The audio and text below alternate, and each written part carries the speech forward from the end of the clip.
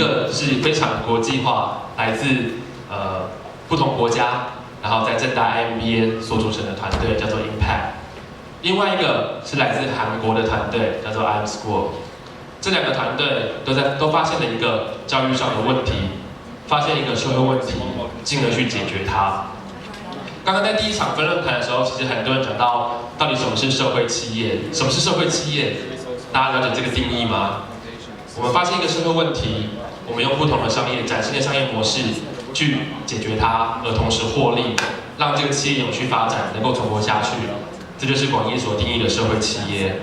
IMPCT 就是一个非常好的例子，他们是一个国际型的社会企业，他们的据点不止在台湾，而在南非，在中南美洲，甚至是未来还要到全世界。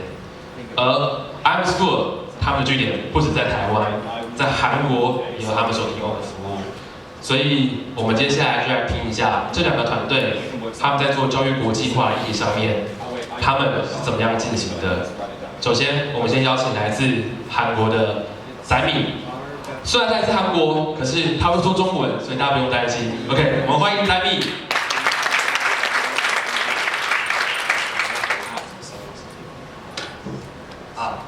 在场的各位，大家好。好。我是来自韩国的金宰敏。今天我要跟大家介绍的是 iamschool 是解决亚洲家长困扰的 APP。首先应该能听得出来，我的口音跟你们不太一样。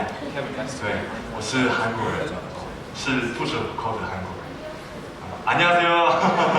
可是呢，我从国小到高中读的是台湾的学校，所以我每个礼拜都有唱台湾的国歌，而且我的教科书都是台湾的同学们、老师们都是台湾的朋友，所以我对台湾非常熟悉。我认为我是半个台湾人。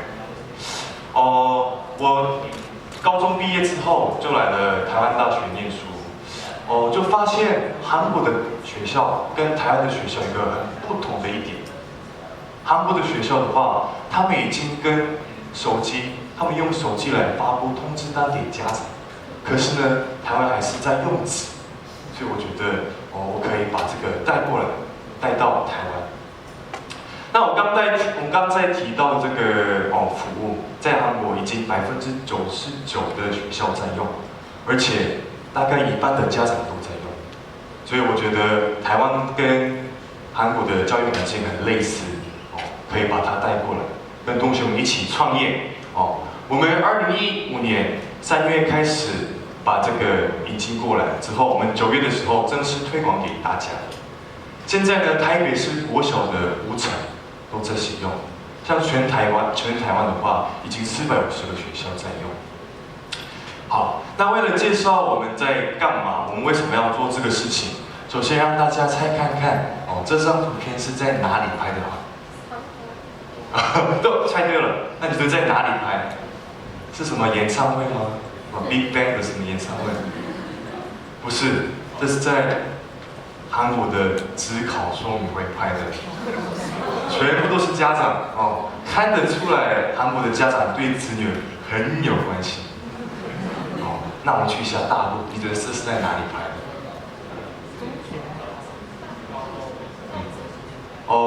这是大陆的高考当天家长在等子女考完高考的照片，也能看得出来大陆的家长也很爱自己的子女。那我们回到台湾，你觉得这是在哪里拍的？这是一个新生说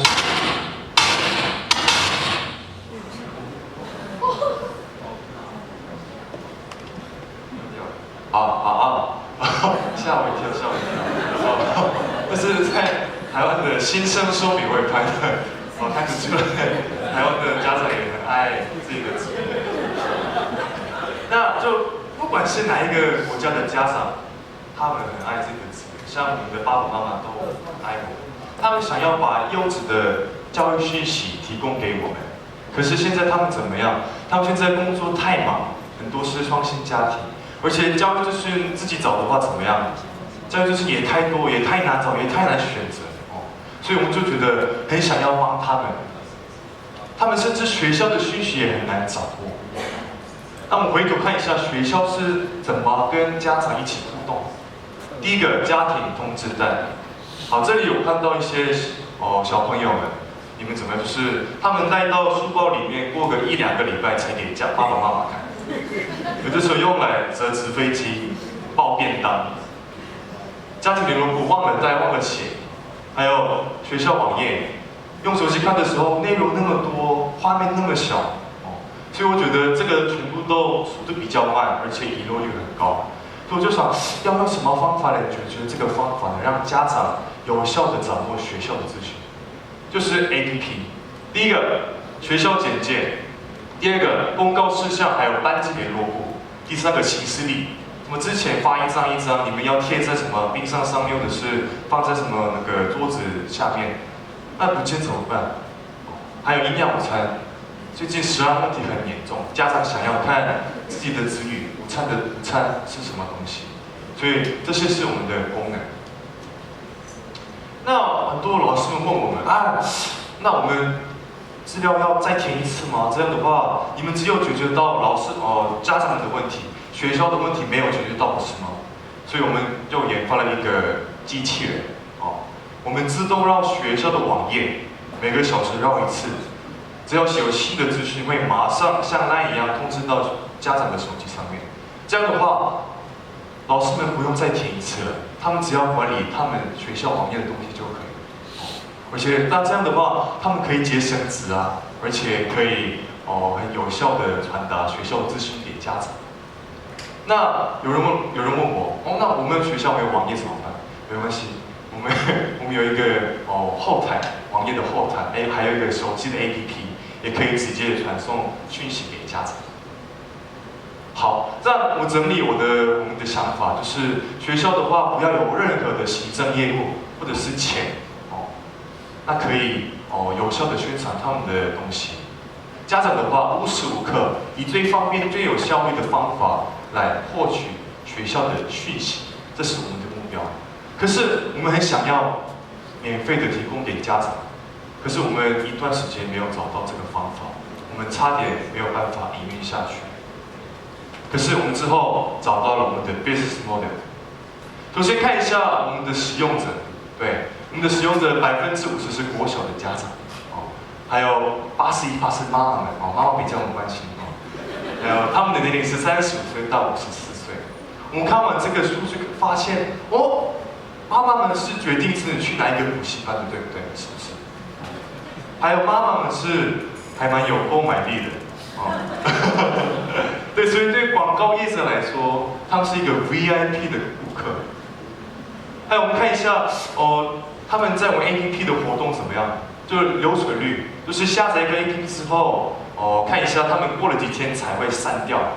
我发现过了3个月，63%的家长都不会删掉，这个比全世界 Top 10的 APP、Top 10的 APP 还要高，比 Instagram 还要高。还有我发现全体使用者的80%每天进来，所以看得出来，这个产品不是漂亮的垃圾，是一个真正需要的产品。是家长真的很想要的产品，所以我们整理的话，有购买力、有决定子女去哪一个补习班的 VIP 的使用者，在每天进入我们的 APP， 而且不会删掉。那对广告业者来说，这个很大的那个忙。所以可以说是也可以解决家长掌握其他教育资讯的问题。我们拉一些其他教育业者来登广告，还有那个推荐一些什么冬令营那些东西，那这样的话，家长可以掌握学校的讯息外，也可以掌握其他的教育讯息，所以我们是一个目标广告，看如果你是读民传国小，那我就推荐民传国小旁边的补习班给他，这是呈现模式，家长们可以看一下。好，那现在我们弄得怎么样呢？刚刚也提到，台北市50%的国小在用，而且全台湾的话，大概有450个学校，连金门、澎湖都在用，22个全部县市。那很多人问我，那你们是怎么推广的？我一开始就去一个民传国小，就是位在台湾大学旁边的一个民传国小。我那时候直接敲门，到，校长在吗？在。我可以跟他见个面吗？为什么？因为我想要跟他聊一些什么台湾的教育，他就说 OK， 因为我之前有试过，我想要给校长推荐个 APP， 他们说你是诈骗集团，我不要。所以就以透过这种方式，我跟学校有一个信任关系。之后校长开始推荐我们的服务给更多人。之后我们跟教育部合作，像苗栗市教育局跟高雄市教育局邀请我们来参加研习。当天有全部的国小、国中、高中的校长都有参加。我们在前面就有机会发表。所以呢，我们就很快的推展了我们的服务。我们这些东西被大众认可，所以也上了几次媒体。这些是优秀学校，搞不好在场的各位的母校在这边，对，那我大概帮大家念一下，就是平常我校长说你们有一个多了50叉的管道，可以推荐学校的服务啊，学校的理念啊，所以我觉得这是一个可以拉近学校跟亲师生的一个距离。还有咨询组长说这是一个即时推播学校教育的一个 APP 啊，所以觉得方便亲子沟通。还有一位家长说我之前很常漏掉讯息，可现在就不会了，非常感谢你。所以是我们算是一个家长也开心，学校也开心，教育机构都开心的一个 win-win 事业我们可以解决家长很难掌握教育事实的问题。我们可以解决学校很难跟家长沟通的问题，还有教育机构也很难跟他们广告的问题。所以我现在我们团队都是大学生，我本身也是政治系大3的学生。我们想要愿意投入我们的大学时间来做这个事情，做一个 project。因为我觉得不管是哪一个国家，那个国家的基础就是教育。我们希望我们透过跟那个国家的家长们沟通，提供他们一些优质的教育讯息。那希望那个家长得到优质教育咨询之后，把这个优质的教育咨询再传给自己的子女。我觉得这样的话，长期看来可以贡献台湾的教育环境，台湾这个国家。谢谢大家。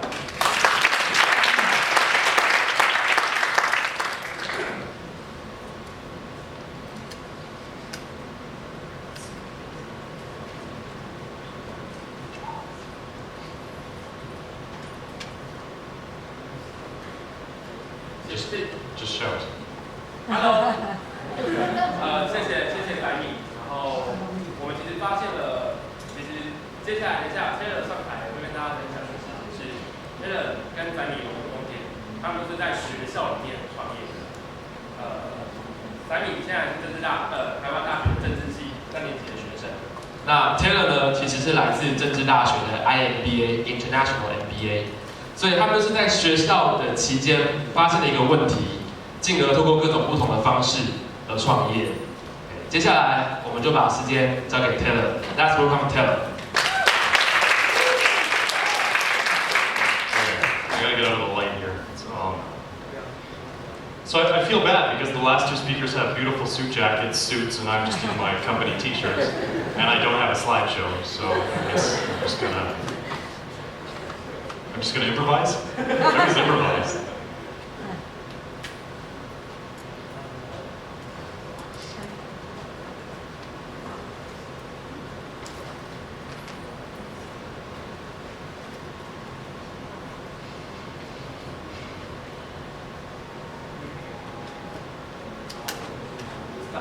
No, that's okay. That's okay. I don't even know how long this is gonna be, so the time kind of doesn't matter. It might be 30 minutes. No, I'm just calling it. Okay, so are we good? Okay, so as you can tell by my company t-shirt and by the huge logo on the screen, I'm from Impact. I'm Taylor. We're a social enterprise, and we kind of do one thing while we do more things now. But we do one thing well, and it's we build preschools in the developing world for the poorest children.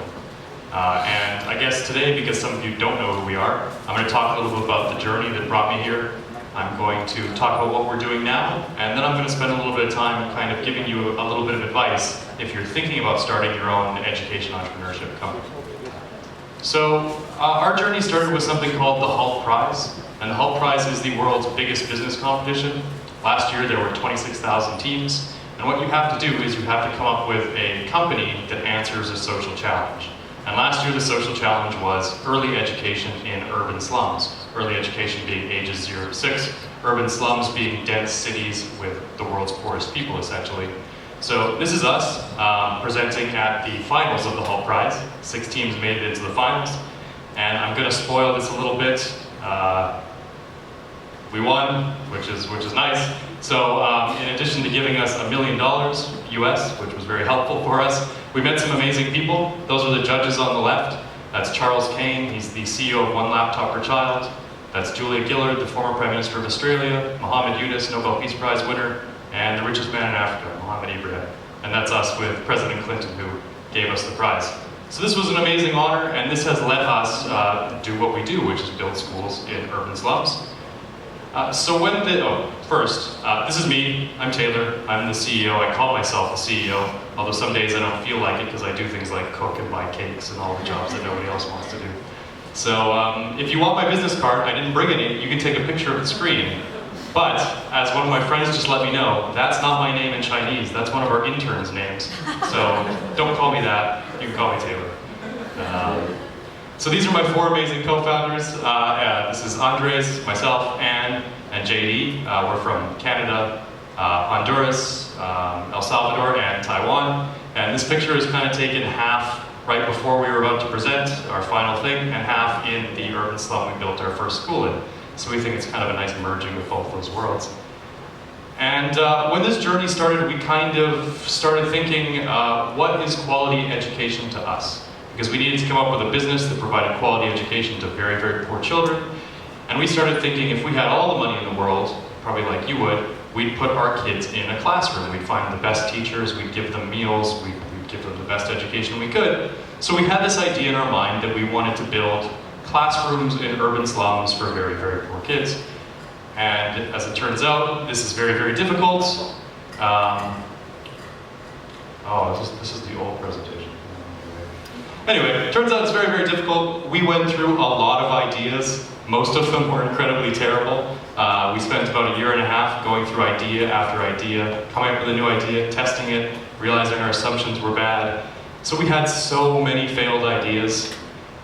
Just some examples. I mean, we thought we could, sustain a school by selling Wi-Fi, that we could finance people with debt, that we could do all these crazy things. All of these were bad ideas.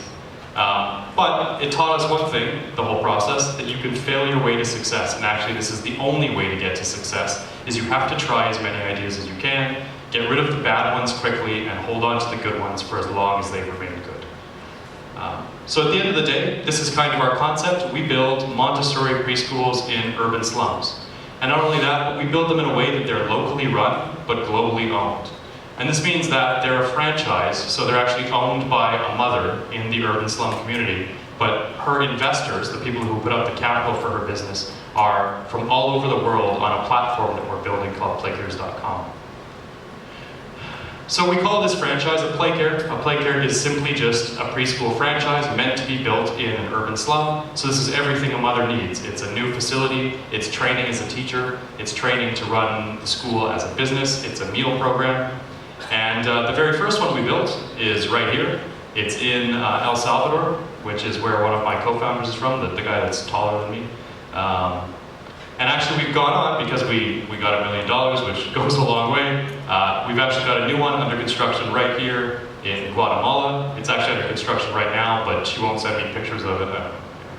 And we've actually got one under construction in South Africa as well. I mean, our goal is to bring this concept worldwide, to put schools in every poor community and get all those kids getting a quality early education.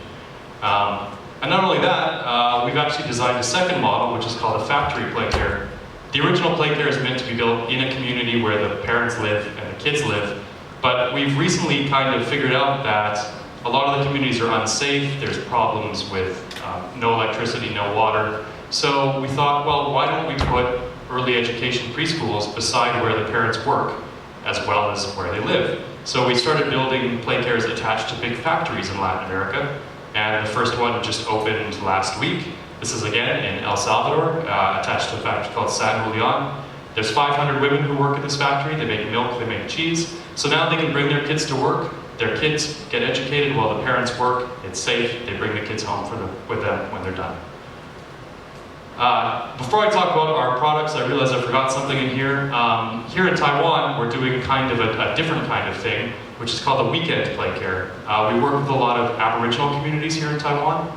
And while the government has largely taken care of daycare during the week, Aboriginal communities often work informal jobs on the weekend, or they're farmers, they don't get weekends off. So we started this program that kind of takes Aboriginal kids on the weekend, lets their parents work, and we give educational daycare on the weekend.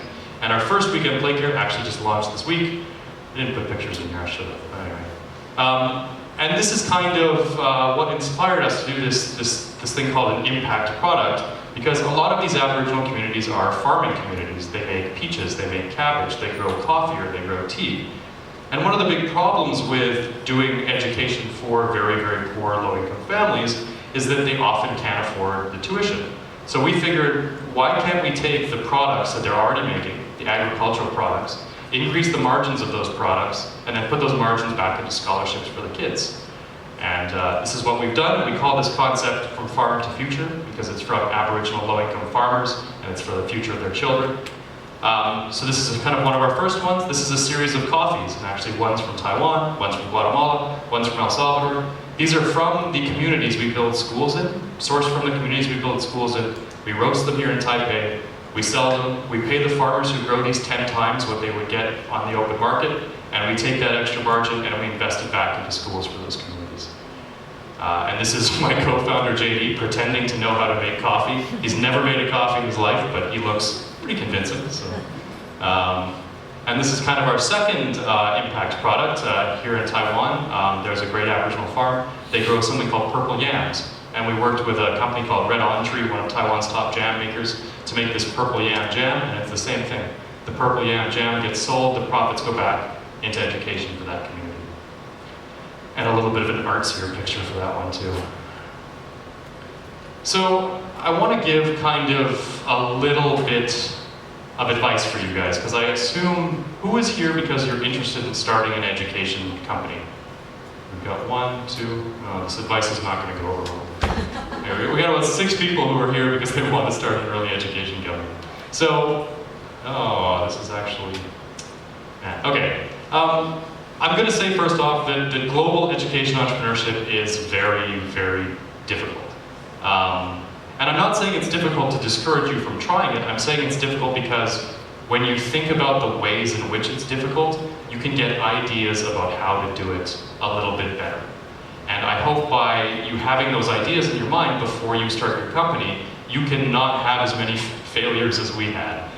When I speak, I try to let people fail less than we have to get to success quicker. And over there, the rewarding is supposed to be below the hard, but even though it's hard, it can be the most rewarding thing in the world, because of course, education is so, so powerful, especially if, like we do, you target very, very poor, at-risk children. Education is the one thing that can keep them out of gangs, keep them out of prison, increase their future income, keep them in school, and really transform communities. So if you can get past the barrier that it's very, very difficult, you can get to the part that it is amazingly rewarding. So why is it hard? Now, have any of you actually tried this? I guess you're kind of an education company. Why do you think it's hard?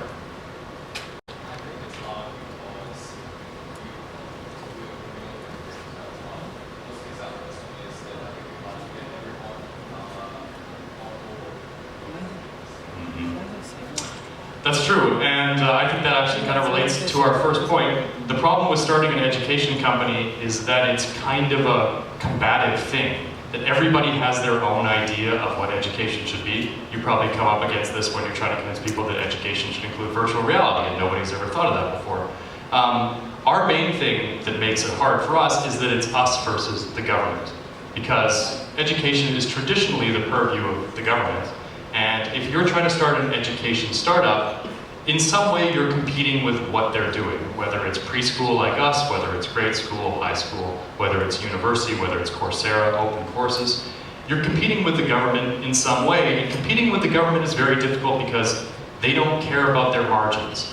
The government education initiatives lose money, they don't care how much money it loses, so they can throw checks at the problem until it goes away. As a social enterprise, especially as a social enterprise, but as any corporation, you can't throw money at problems to make them go away. You have to do things faster, better, and cheaper. And when you're competing against the government, this is exceptionally true. So this is the first thing you have to worry about when you're starting kind of a global education company. The second thing, because you're probably a kind of social enterprise if you're starting an education startup, you need partners. If you try to do everything in-house, your margins will be massive, it will be slow, hiring people is hard, training people is hard. The only way you can do things fast enough and cheap enough to compete with massive players like the government or huge companies like Blackboard or Oracle is by being fast and lean. And the way for a startup to do that is to outsource things to amazing partners. That's a big part of our model. One of the things that really helped us be successful is we decided early on that although we wanted to build schools, we didn't want to be a construction company. So we found a partner called Techo, who is basically Habitat for Humanity in Latin America.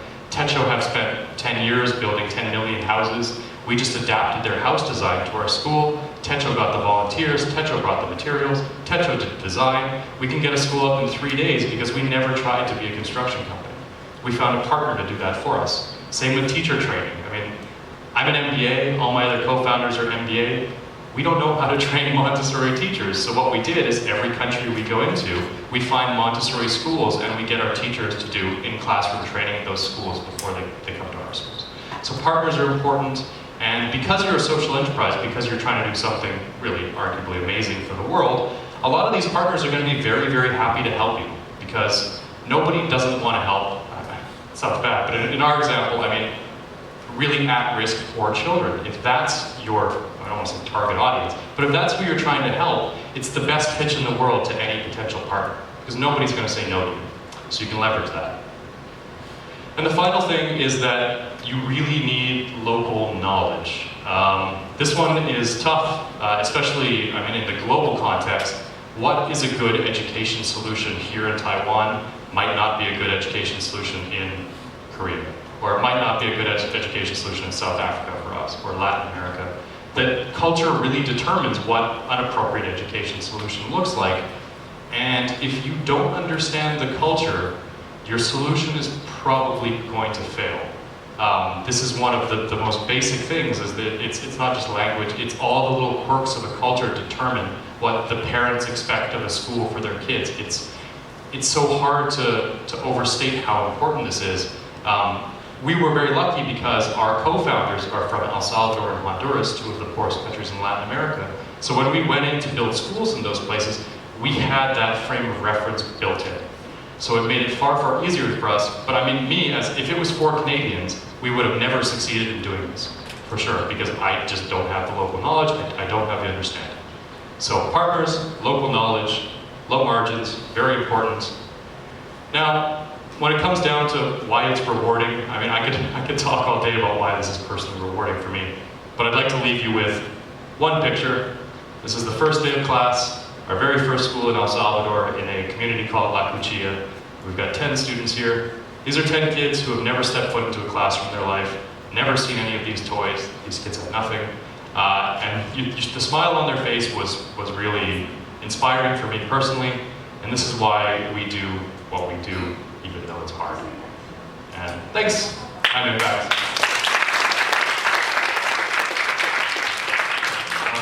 谢谢 Taylor。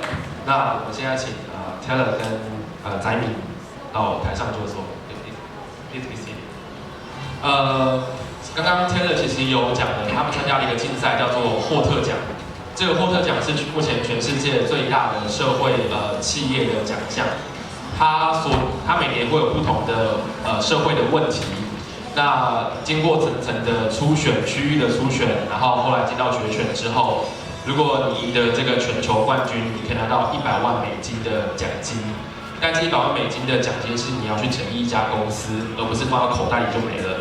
所以他会在看你的 milestone，会分批的给你这样子的资源，然后让你来进行这样子的未来的创业。所以这也是另外一个在做教育创业的人未来可以募资的一个方式。不论是群众募资或参加竞赛得到奖金，甚至是去找私募的基金，或是去找不同的资源管道来筹资，这都是一个很好的方式。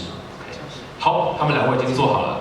那我想先问他们一个问题，是因为在整个以他们目前两个服务提供的场域，不仅在台湾，而是在不同的国家，所以想问他们说，未来的服务会不会有什么额外加值的东西，以及未来的发展会是怎么样子？那我先请詹敏回答，可以吗？然后我要翻译给 Taylor 听。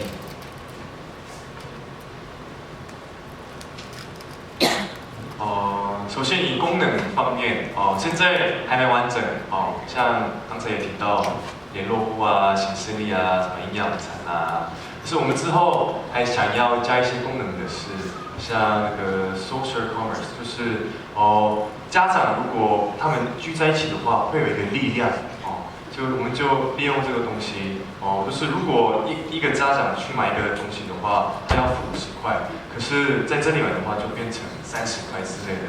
我觉得团购网站吗？对，因为他们都聚在一起了嘛，所以我觉得这个是我们可以家长的一个服务，可以给家长的一个价值。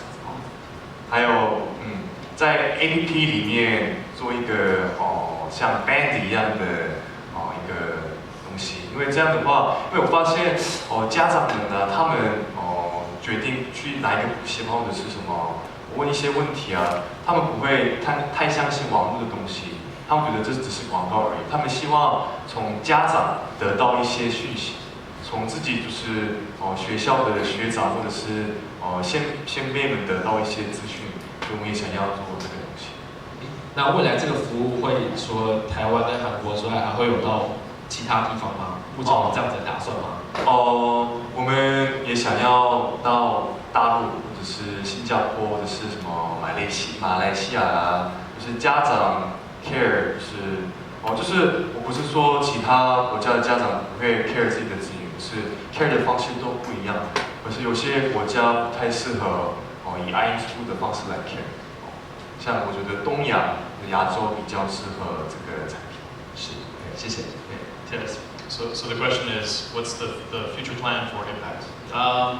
So I'd say we have different future plans depending on what it's planned for. I mean, as far as Impact is concerned, I personally want to get the organization to a point where it's sustainable as a company. We really believe in this idea that a sustainable company provides benefits that last.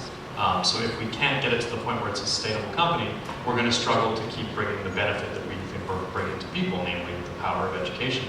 Now, the future for our products, for our PlayCare product, we really want to build about 1,000 schools in the next 5 years. That's our goal. And I would say, I think it's attainable. I used to say I wanted to build 5,000 schools in the next 5 years, but then my co-founders kept saying, don't say that because then we're going to have to build 5,000 schools, and that's crazy. So now I say 1,000. But yeah, I mean, we really, we want to get the model to a point where it's almost effortless to keep building schools, where we want to perfect the franchise model such that we can bring it into a new community and have the school up and running in 1 month with very little overhead. So that's really our goal, and we think if we can get it to that point, I mean, man, we can educate hundreds of thousands of kids a year, and for us, kids getting quality education is the only metric we care about, other than, I mean, being able to pay my employees, I guess is the other metric. But okay, so how can people join your movement? So, well, there's a couple ways right now. We actually started releasing these impact products as a way for people to get involved in this positive way where they can both support the farmers in these communities and support the education projects. So we just launched a brand new website, impact.co. I realized I didn't even plug my website on that speech. Anyway, impact.co, we just launched it. It has a new e-commerce store. You can buy our products. The products are amazing because, again, all the money up front goes toward supporting the farmer, and all the profits on the back end go to building new schools and communities that need it. So this is a way for anybody to get involved, and if I say so myself, I'm a coffee lover personally. The Taiwanese coffee is amazing. and it's roasted here in Taipei by an amazing roaster. Same with the jam. And the other thing we're doing is we're building this investment platform, an education investment platform. And what that's going to let you do is actually give startup capital to entrepreneurs in low-income communities to build their schools. The schools run as a business, and we believe that we can actually onboard investor capital to make these businesses happen. So that'll probably be coming towards the end of this year. Or follow us on Facebook. We always need fans. 大家就是可以按他们的粉丝页的赞，然后随时注意他们的消息。iamschool 也是 OK。然后因为时间关系，所以我想开放给现场的观众，如果大家想问什么问题的，针对这2位讲者，还是因为已经肚子饿了，已经想不到问题了，有吗？有吗？机会难得。没有的话，是我要再自己问一个问题，是不是？哦，好，已经有人点头了。OK，那我来问一个，刚刚西子也问说为什么会来台湾的故事嘛，我也想要问一下，宰敏那时候为什么后来会选择来台湾念大学，而不是继续在韩国念书？就我有考虑过好几个国家，可是呢，对我来说最熟悉是韩国，对，所以我就很简单，就我喜欢，我爱台湾，所以就。所以政治是你的兴趣吗？念政治系我觉得政治系，如果对我来说，我的政治是在社会上面的贡献在我生活圈里面的一些责任所以我就想要做这些事情，就选择政治系。是 OK， 所以希望未来iamschool 可以影响到更多的家长，然后可以让整个教育的及时的资讯可以更广为布达。So for me, I moved here about 3 years ago to do my IMBA at NCCU. Now, the reason why I did this is because I was working in Canada, I was working in finance consulting, finance and IT consulting, and I just hated it. I hated it. I couldn't go to work one more day, and when I react to things, I react in an extreme way, and my reaction to hating work was, let's move to the other side of the world, to a place where I don't speak the language. So I started looking into places I could move to in Asia, and I looked at Korea, and I looked at Japan, and I looked at Taiwan. And actually my aunt and uncle spent 10 years in Taiwan when I was young, so I started seriously thinking, well, I mean, if they were there for 10 years, it must have been amazing. Started looking into it, and the Taiwanese government actually gave me the MOE scholarship, so full scholarship for my MBA, and I just went with it. I just rolled with that, and moving here was honestly the best decision I've ever made in my life. Unquestionably, Taiwan is one of my favorite places in the world, and I can't imagine where I'd be if I didn't move.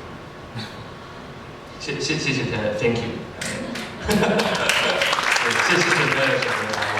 那我在最后再问一个问题是，到目前为止在创立公司过程当中，有没有遇到最大的挫折或是困难？那你是怎么样去解决它的？就创立公司部分的话，因为我中文虽然都可以听得懂，可是像如果法条这些东西对我来说还是会有一点压力，所以一些复杂的东西我就试了一次，可是就失败被退所以浪费了很多时间，还有因为我们算是学生创业，所以跟就是成人创业相比，比较有少的经验，所以像我们做一个事情的时候，可能要投资更多的时间。所以，因为我知道iamschool 的团队其实不只是他，然后还有我的学弟妹们，所以有时候在语言上面的问题的话，都会是其他学弟妹们可以互相帮忙。所以刚刚讲说，在找人才、找co-founder 是非常重要的，大家要互补。可是很多时候创业失败很主要原因也是因为 co-founder 拆伙，所以这件事要好好的慎选。这是因为统计95%的新创公司在3年内会倒闭嘛，所以这5%怎么存活的，其实有很多面向是需要关注的。其中第一个很重要就是 co-founder 之间彼此间默契跟彼此的互补性，就是给未来大家在创业的时候一定要好好的想清楚。OK，Jerry your turn. So I'm going to split this answer into the personal frustrations I've had, and that I think the frustrations our company has had moving forward. personally, I thought being a CEO was going to be amazing and that everyone was going to love you. But it turns out that it's just talking to lawyers and bankers a lot, which personally I hate. So that's personally frustrating for me that every day I spend time on the phone with our lawyers. And the other thing is running a global company that has schools in Latin America and Africa and Asia. The time zones don't match at all. So although we work normal days here, 8-9 hours a day, by the time the day is over here, the people in our other time zones are just waking up, sending emails, doing Skype calls. So it's kind of now we're on this 24-hour clock where you just get to answer calls at any point in time. And I think the most frustrating thing for Impact as a company is dealing with the politics and the communities we build it. I would say, yeah, that has been very frustrating for us because when you go into a community, even though you want to do something good, you want to build a school, everybody has their own idea about what that should be, and there's kind of bickering and jealousy. You picked this teacher, but everyone wanted that teacher. So navigating the politics of doing these projects is very difficult and has caused delays in a few of our projects that have personally frustrated me. And I think it's something we'll get better at over time. It's something we're still working on right now. And I would say our major question right now is how much decision-making power do we give to the community and how much do we reserve for ourselves? Yeah, so that's something we're trying to navigate right now. Thank you. 所以我想这就是我们第3场结束的时间了。OK， 请大家再给这2位speaker 宰敏跟 Taylor 一个热烈的鼓掌。